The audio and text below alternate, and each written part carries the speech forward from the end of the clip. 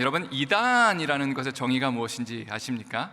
스크린 한번 보시면요, 한문으로 이 이단이라는 것을 표현해 본다면 달을 이에 끝단자를 쓰고 있습니다. 그러니까 끝이 다른 것이 이단이죠. 처음에는 비슷하게 시작하는 것 같은데, 비슷한 것을 믿고 있는 것 같은데, 마지막이 다른 것을 이단이라고 그렇게 부르는 것입니다. 예수님도 이런 말씀을 하신 적이 있죠. 열매를 보면 그 나무가 무엇인지를 알 수 있다. 가령 겉으로 보기에는 사과나무 같은데 거기에서 배가 열리면 사과나무인가요, 배나무인가요? 당연히 배나무가 되겠죠. 배가 열렸기 때문에. 마찬가지로 우리 예수 믿는 사람들도 정기적으로 예배를 드리고 하나님을 잘 섬기는 것 같은데, 만약에 우리의 삶의 자리에서 맺혀지는 열매들, 그런 것들이 정말 진실함과 사랑과 하나님을 경외함, 또 이웃을 섬기고 돌보는 그런 것이 아니라, 만약에 거짓말을 하고 사기를 치고 다른 사람의 등을 쳐먹는 그런 우리가 열매를 맺게 된다면 아마 우리가 그 사람을 크리스찬이라고 부르기는 참 어려울 거라고 생각을 합니다.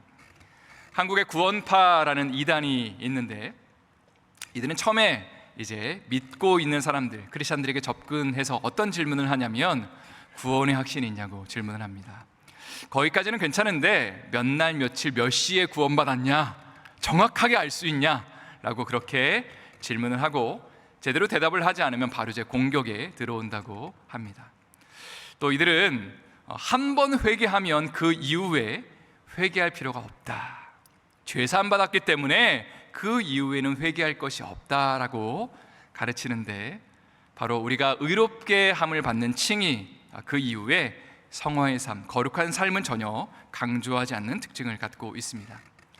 그런데 LA에 가면 풀러 신학교라고 있는데, 제가 우스갯소리로 이런 말씀을 드렸잖아요. 한국에 가면 이제 제가 졸업한 곳이 한국의 장로의 신학대학교 신학대학원인데 장신이라고 부르고, 그리고 총회 신학교는 총신이라고 부르고, 그리고 풀러 신학교는 풀신이라고 누군가 우스갯소리로 부른다라는 얘기를 드렸습니다. 여기서 가르치셨던 신약학 교수님 중에 김세은 교수님이라는 분이 계신데, 이분이 이런 뼈 있는 이야기를 했습니다. 한국교회는 구원파를 이단으로 정죄하고 있는데 정작 구원파 같은 교리를 가르치는 것 같다, 이런 뼈 있는 말을 하였습니다. 이것이 무슨 말이냐면요, 믿음으로 구원받는다는 것을 가르치는 것은 너무나 귀하고 정말로 아름다운 것인데, 너무나 훌륭한 것인데, 그 이후에 성화의 삶, 하나님을 닮아나가고 하나님을 예배하고 하나님을 거룩하게 예배하는, 정말로 주님을 위해서 우리의 삶을 바치는 그 성화의 삶은 너무나 경시 여기고 있는 것이 한국 교회의 풍토다라고 이분이 지적을 한 것입니다. 성경은 바른 구원에 대해서 가르치기를 이렇게 말합니다. 우리가 구원받았다면 반드시 거룩한 삶을 살아내야 합니다. 다시 말해서 하나님의 자녀로서 신분상으로 우리가 하나님의 자녀가 되었습니다. 의롭게 칭함을 받았다면 그것으로 끝나는 것이 아니라 실제 삶 가운데 하나님을 닮아 나가는 삶, 하나님을 정말로 예배하고 하나님을 정말로 우리의 삶을 올려드리며 거룩하게 된 삶을 살아가 나가는 것이 마땅하다고 성경은 그렇게 우리에게 가르치고 있는 것이죠.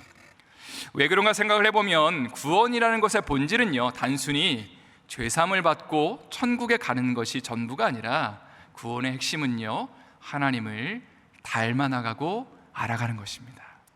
하나님과 함께하는 것이죠.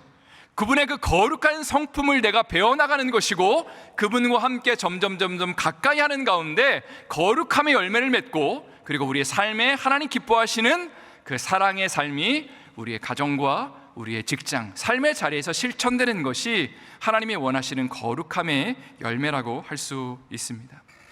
요한복음 17장 3절 말씀은 그래서 예수님이 이렇게 말씀을 하십니다. 한번 다 같이 읽어보도록 하겠습니다. 영생은 곧 유일하신 참 하나님과 그가 보내신 자 예수 그리스도를 아는 것이니라. 여기서 안다라는 단어가 참 중요한데요, 안다라는 것은 단순히 지식적으로 아는 삶을 가리키는 것이 아니라 인격적인 관계를 뜻합니다. 그러니까 영생, 곧 구원이라는 것은 하나님을 알아나가고 인격적으로 닮아나가는 것, 예수님과 함께하는 삶을 살아내는 것이 바로 영생의 핵심이라는 것입니다. 여러분, 바이든 대통령을 모두 다 알고 계실 겁니다. 저도 너무나 잘 알고 있죠. 그래서 만약에 백악관에 제가 찾아가서 제가 미스터 프레지던트를 만나고 싶다 그러면, 제가 그를 잘 알고 있다고 그러면 경호하는 사람이 이렇게 물을 겁니다.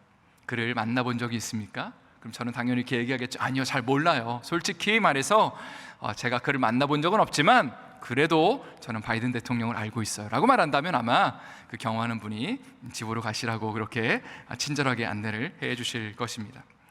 성경에서도 하나님을 안다라는 것의 정의를 어떻게 하냐면, 우리가 일방적으로 하나님을 안다 혹은 하나님을 인정한다라는 정도의 개념이 아니라 하나님과 인격적 관계를 맺고 있다, 혹은 하나님과 관계를 맺는 가운데 하나님을 예배하고 하나님을 사랑하고 하나님의 음성이 내 삶 가운데 들려지고 거기에 내가 반응하는 그런 상호적인 관계가 형성되고 있는 것을 하나님을 안다라고 표현하는 것이죠. 그래서 요한복음 17장 3절 말씀, 방금 읽은 말씀에 의하면 영생이라는 것은, 구원이라는 것은 하나님을 알아가는 것, 삶의 경험을 통해 하나님을 닮아나가는 것, 그분과 관계를 맺고 하나님의 음성 앞에 내가 인격적으로 반응하면서 그분 앞에 한 걸음 한 걸음 다가가는 것이 바로 영생의 정의라는 것입니다. 그러니까 하나님의 은혜 가운데 구원의 삶을 누리는 사람들은 반드시 구원의 열매, 거룩한 삶의 열매를 맺을 수밖에 없다는 것입니다. 그런데 여러분은 과연 이러한 삶을 얼마나 실천하고 계십니까? 혹시라도 하나님을 안다고 말하는데, 하나님을 예배한다고 말하는데 삶의 자리에 맺혀지는 열매는 하나님을 예배하고 아는 것과 전혀 다른 열매가 맺혀지고 있지는 않은지를 돌아보기를 바랍니다. 우리의 착각 중에 한 가지는요, 이런 것 같아요. 신앙생활을 오래 하면 할수록 경건의 모양은 늘어갑니다. 예배를 드리고 헌금을 하고 봉사를 하는 것은 늘어가죠. 이런 것들이 들어가면서 우리는 이런 착각에 빠집니다. 내가 그래도 신앙생활을 잘하고 있는 건 아닌가, 이 정도면 좀 훌륭한 것 아닌가 라고 그렇게 생각을 합니다. 그러나 정말로 하나님이 원하시는 경건의 삶의 핵심은, 그리고 우리가 정말로 맺어야 되는 열매의 핵심은요, 하나님을 사랑하고 닮아나가는 것. 두 번째는 하나님을 사랑하고 닮아나가는 것의 삶을 우리의 삶에 실천하는 것, 우리의 이웃을 사랑하는 것, 하나님이 기뻐하시는 그 일에 우리가 동참하는 것이 하나님이 원하시는 삶의 열매라는 것입니다. 오늘 말씀의 제목은 복음의 완성, 율법입니다. 여러분, 이 제목을 다시 한번 우리가 생각해 볼 필요가 있습니다. 복음의 완성, 율법. 다음 슬라이드를 한번 보여주시기를 부탁을 드립니다. 사실은 원래 제목은 이게 맞는 것 같습니다. 율법의 완성, 복음이 맞는 것 같아요. 왜냐하면 구약 성경, 율법이 궁극적으로 지향하는 것은 복음이고 복음 안에서 율법이 완성되기 때문에 그렇습니다. 그런데 오늘 말씀의 제목은 반대이죠. 복음의 완성, 율법입니다.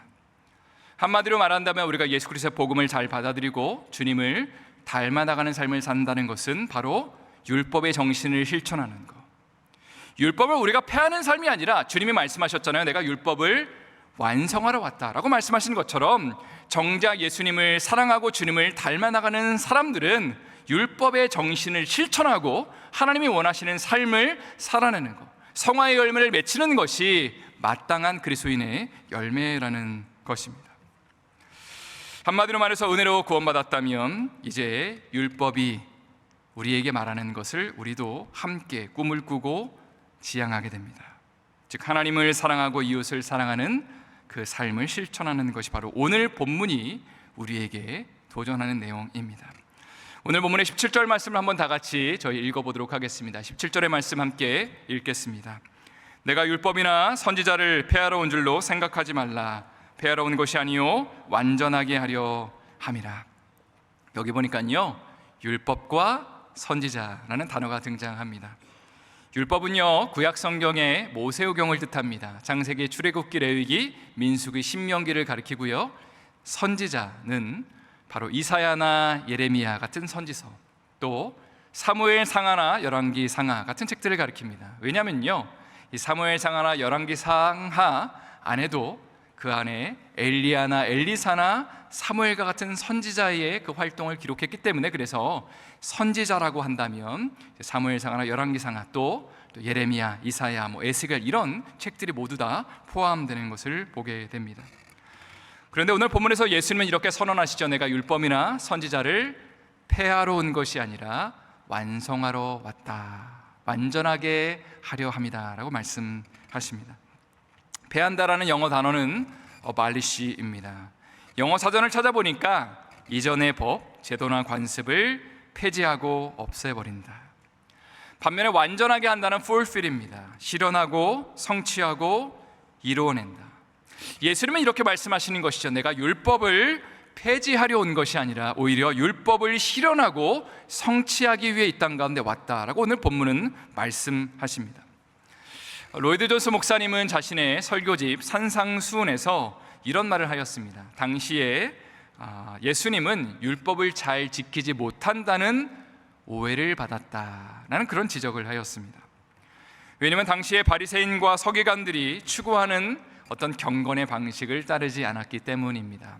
예를 들어 서기관들은요, 율법 해석에 참 많은 시간을 할애했다고 합니다. 하루 종일 하나님의 말씀을 연구하고 가르치는데 자신의 삶을 온전히 바친 사람들입니다. 오늘날에도 이스라엘에 가면요, 정통 유대인들이 참 많이 있습니다. 뉴욕에도 많이 있죠. 다음 슬라이드를 한번 보시면, 이런 분들이 이제 정통 유대인들, 하레디라고 불리우는 사람들입니다. 말씀을 연구하는데 삶을 바치는 사람들.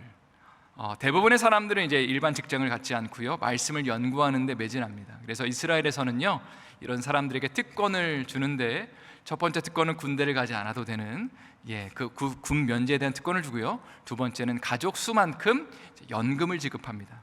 그래서 말씀만 연구해도 이제 생활이 될 수 있을 정도의 서포트를 하는 것입니다. 또 예수님 당시에는 서기관들뿐만이 아니라 바리새인들이라는 집단이 있었습니다. 이들은 율법이 말하는 것보다 더 심한 조항들을 만들어내서 하나님의 말씀을 지키려고 노력했습니다. 가령 성경은 공식적으로 금식을 몇 번을 명령하는지 아십니까, 여러분? 구약 성경이 우리에게 요구하는 금식의 횟수는요, 굉장히 적습니다. 1년에 한 번, 나팔절 때 한 번, 대속죄일 때 하나님 앞에 금식하라고 가르치는데, 당시의 바리새인들은 일주일에 2번을 금식했다고 합니다. 또 11조도 율법이 요구하는 것보다 훨씬 더 많이 드렸는데, 작은 것들, 예수님이 표현하시기를 박하와 회향과 근채의 11조까지 드린다. 또 이들은 부정한 것과 접촉하면 자신들도 부정하게 될 거라고 생각하기 때문에, 그래서 부정한 사람들, 더러운 것과는 정말 철저하게 배제를 자기를 시키면서 자신의 거룩함을 지켜갔던 사람들입니다. 그런데 예수님은 이런 서기관과 바리새인과 같은 삶을 살지 않으셨거든요. 오히려 현장에서 가늠하다 잡힌 여인을 사랑으로 안아주시고, 그 더러운 여인을 사랑으로 감싸주시고 회복시켜 주셨습니다. 서기관과 바리새인들이 멀리하기를 원하는 죄인들과 세리들과 가까이 하셨고 식사를 하셨죠. 그리고 바리새인과 서기관들을 신랄하게 비판하셨습니다. 그래서 어떤 오해를 갖게 됐냐면, 예수님은 율법과 선지서의 명령을 지키지 않는다, 구약을 폐하러 왔다, 이 사람은 우리가 믿고 있는 것과는 전혀 다른 것을 믿고 있다라고 그들은 그렇게 주장했다는 것입니다. 그러나 예수님은 이렇게 말씀하시는 것이죠. 나는 율법과 선지자를 폐하러 온 것이 아니라 완전하게 하려 이 땅에 왔다. 이것은 크게 두 가지 의미를 담고 있습니다. 첫 번째, 율법과 선지자들이 계속해서 예언해 온 것을 내가 성취하러 왔다. 다음 슬라이드 보여주시면 감사를 드리겠습니다. 율법과 선지자가 궁극적으로 우리에게 이야기하는 것은 메시아가 이 땅에 온다는 것입니다. 율법은, 선지서는요, 사람의 죄를 지적합니다. 하나님의 말씀을 철저하게 지켜야지만 살 수 있다고 가르치는데, 그런데 실제로 그들이, 이스라엘 백성들이 하나님의 말씀대로 살지 않으니까 죄를 지적하면서 너희가 이러다가는 죽을 거다, 멸망할 거다, 심판을 가르치면서 동시에 메시아가 이 땅에 올 것이다, 너희를 구원할 메시아가 올 것이다 라고 가르치는 것이 바로 율법과 선지자입니다. 얼마 전에 지난주로 기억하는데요, 이민우 전사님이 5분 설교를 하면서 이제 그림자를 보여줬습니다.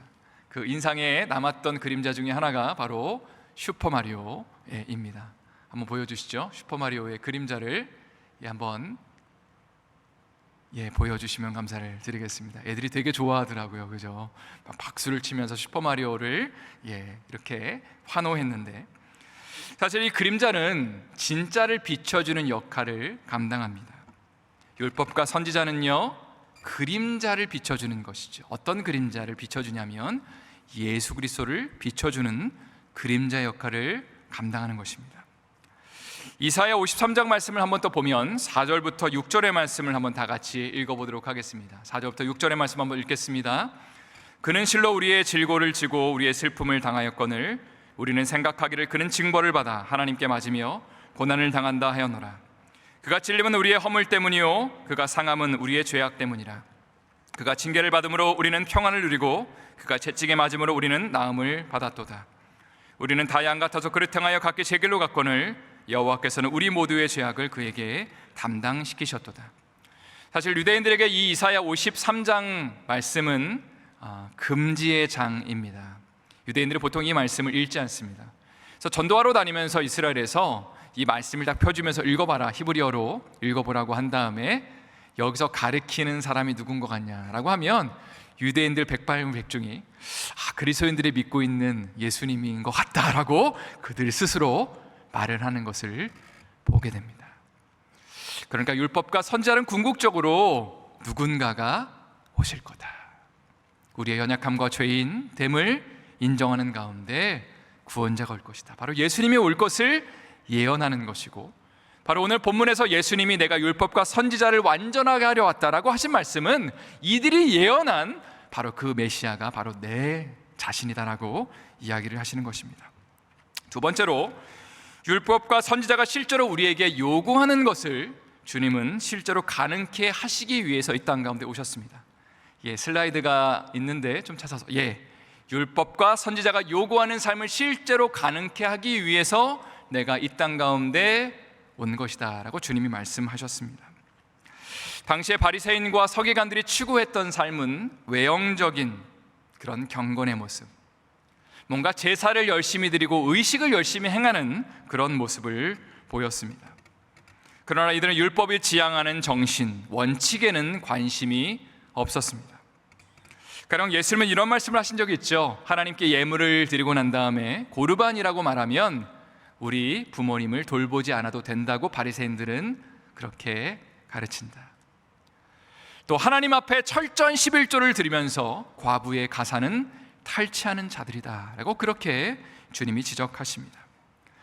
사실 바리새인과 서기관들이 취한 입장은 이런 것입니다. 외형적인 노력을 열심히 하면, 열심히 제사를 드리고 하나님 앞에 열심히 무엇인가를 봉사를 하면 하나님이 기뻐하시는 삶이 가능하다고 믿는 것이죠.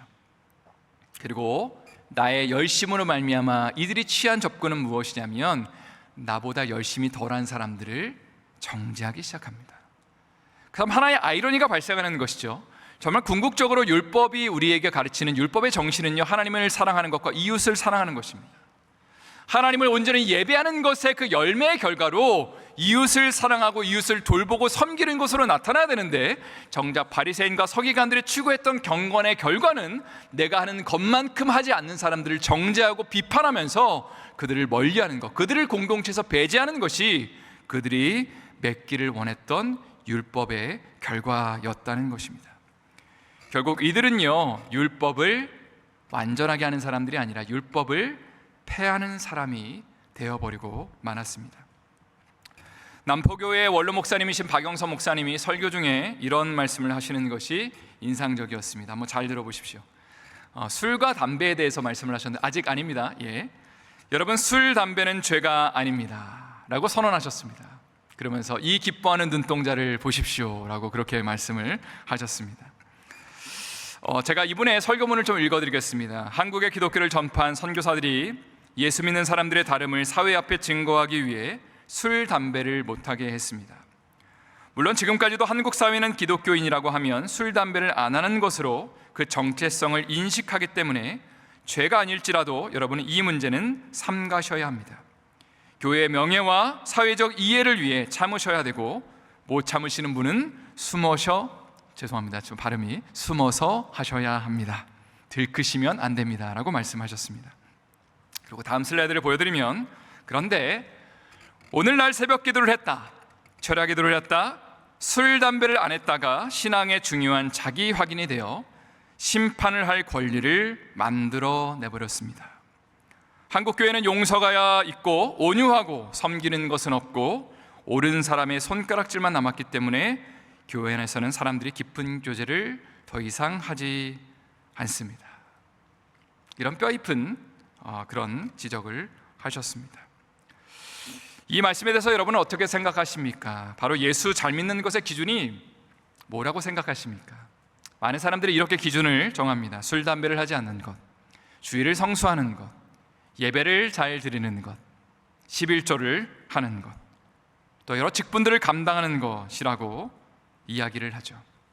물론 너무나 존귀하고 아름다운 한국 교회가 지향하고 있는 좋은 가치들이라고 믿습니다.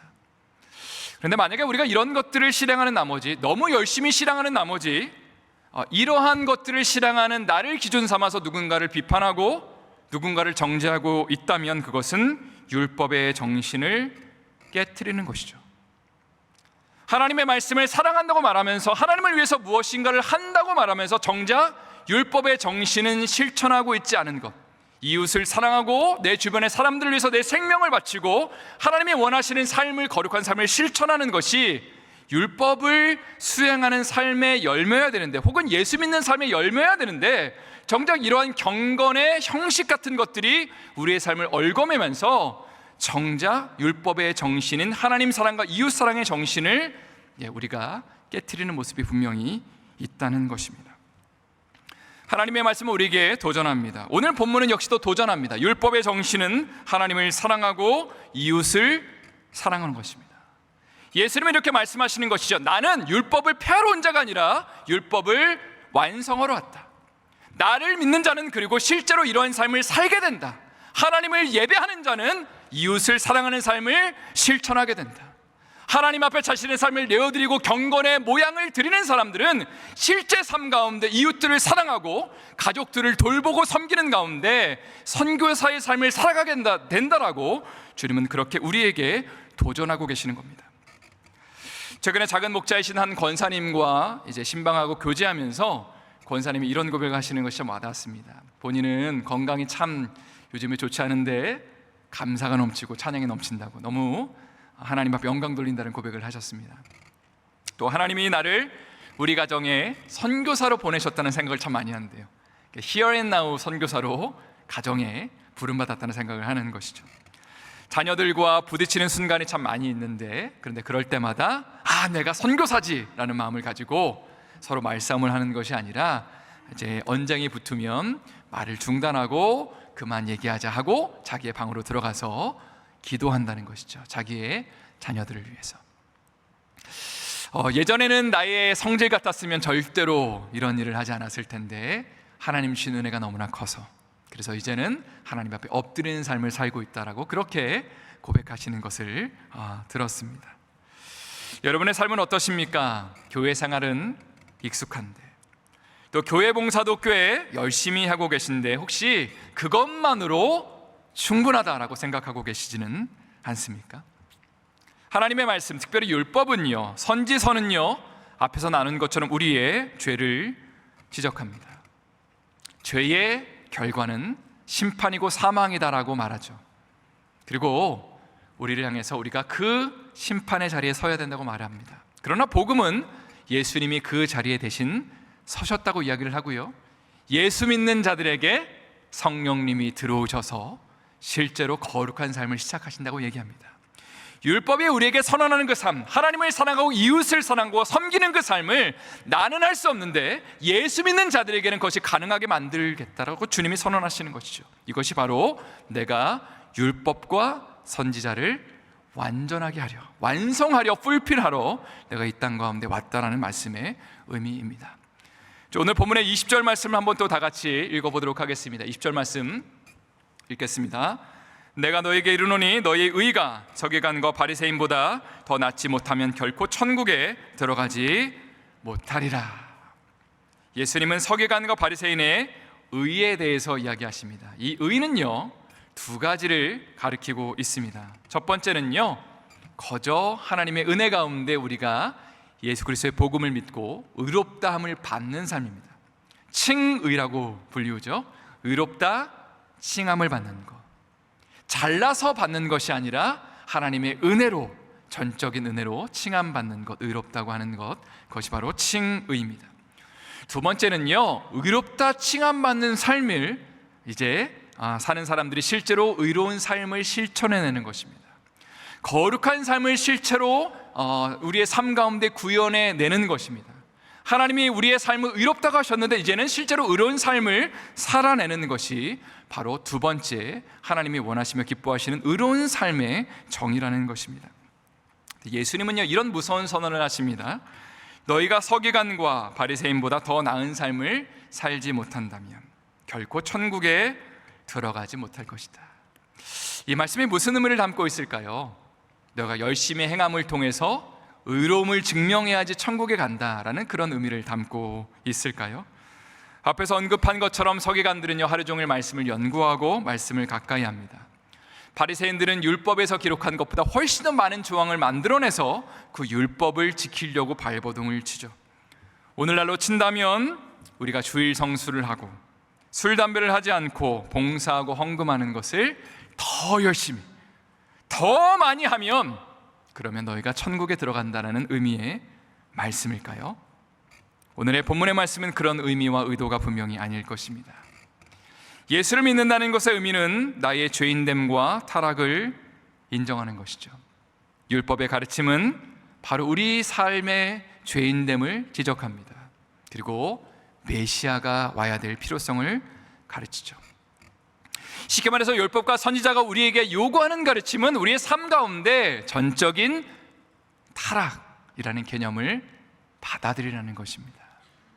열심히 노력을 해서 구원받는 것이 아니라 오히려 내가 열심히 해봤는데 여전히 넘어지고 여전히 죄를 짓고 여전히 무너져 있는 그 삶의 자리를 분명하게 인정하는 가운데 그 나를 위해 예수님이 구원하러 오셨다는 사실을 인정하는 그 순간에 성령님이 내 안에 들어오셔서 실제로 내 삶은 거룩한 삶을 살 수 없지만 거룩한 삶을 가능하게 만드신다는 거죠. 의로운 삶을 실제로 살게 만드신다는 거죠. 내 삶은 여러 가지로 죄악 가운데 누군가를 향한 분노와 아픔과 쓴뿌리와 어떤 우울함들로 가득 차 있지만 그걸로 사는 것이 아니라, 그래서 내가 열심으로 이거를 극복하기 위해서 노력하는 삶이 아니라 오히려 내 안의 연약함을 인정하고 주님 내 삶에 들어와 주세요.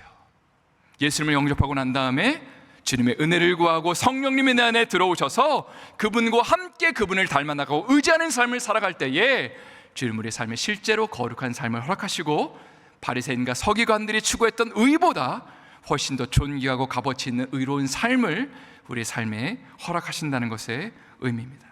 이게 바로 주님의 율법을 내가 완성으로 왔다라는 말씀의 의미고요, 우리의 삶 가운데 이것이 적용된다는 것입니다. 성도 여러분, 우리의 삶에 구원의 감격이 회복되어야 되는 줄을 믿습니다. 아멘이시죠? 구원은요, 거저된 것이 아닙니다. 하나님의 아들이 대가를 치러주셨기 때문에 항상 이 사실을 생각하면 참 가슴 뭉클한 것 같아요. 그 존귀하신 높임 받으셔야 되는 하나님의 아들이 이 땅 가운데 종의 모습으로, 노예의 모습으로 이 땅 가운데 오셔서 연약한 사람들, 아픈 사람들, 참 정말 별 볼 일 없어 보이는 사람들, 그 제자들을 주님이 끝까지 섬겨주십니다. 사랑해 주시고요, 안아주시고요, 받아주십니다.